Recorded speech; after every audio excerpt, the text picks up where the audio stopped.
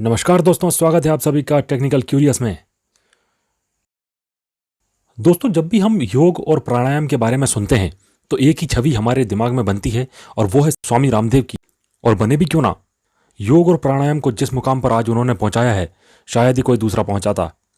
स्वामी जी ने सिर्फ भारत में ही नहीं बल्कि सारे संसार में योग का डंका बजाया है। सफलता स्वामी जी की नहीं बल्कि योग और प्राणायाम की है, और यह कोई संयोग नहीं बल्कि सच्चाई है।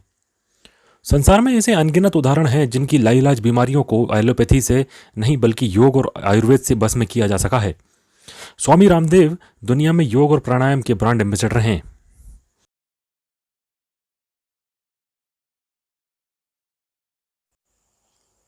स्वामी जी अधिकतर अपने बयानों को लेकर भी चर्चा में रहते हैं।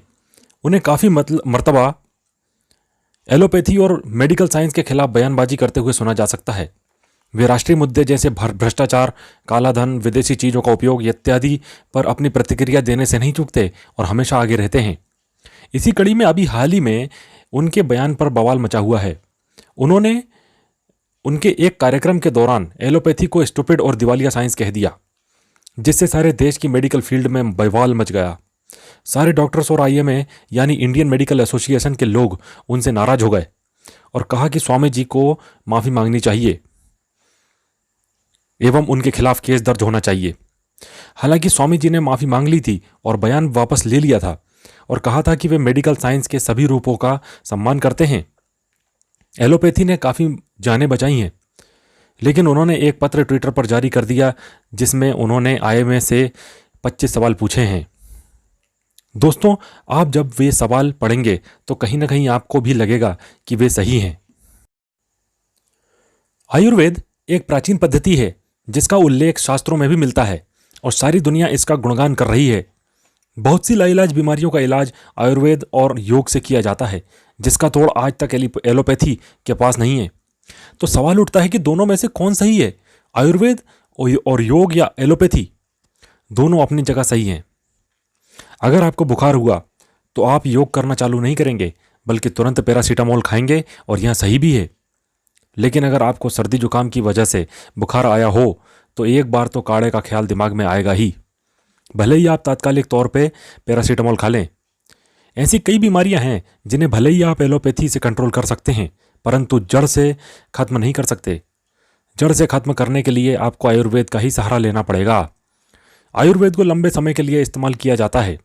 इसको दैनिक दिनचर्या में उतारा जाता है जिससे हमारे अंदर की सारी वेदनाएं मिट जाएं और निरोगी हो जाएं। अगर आयुर्वेद एवं योग को दैनिक दिनचर्या में शामिल किया जाए तो एलोपैथी की जरूरत ही नहीं पड़ेगी। बाहर के जीवाणु एवं विषाणुओं से होने वाले रोग एलोपैथी से मिटाए जाते हैं, जबकि शरीर के अंदर जनित रोगों आयुर्वेद और योगा से, जैसे अस्थमा का इलाज, एलोपैथी के पास कोई पुख्ता इलाज नहीं है। लेकिन योग और प्राणायाम सही ढंग से एवं नियम से किया जाए तो यह जड़ से खत्म हो जाता है। कुल मिलाकर दोनों अपनी जगह सही हैं और उपयोगी भी। इसलिए ये आपको सोचना है कि आपको किस इलाज से आराम मिलेगा, क्योंकि एलोपैथी के साइड इफेक्ट होते हैं लेकिन आयुर्वेद के नहीं होते।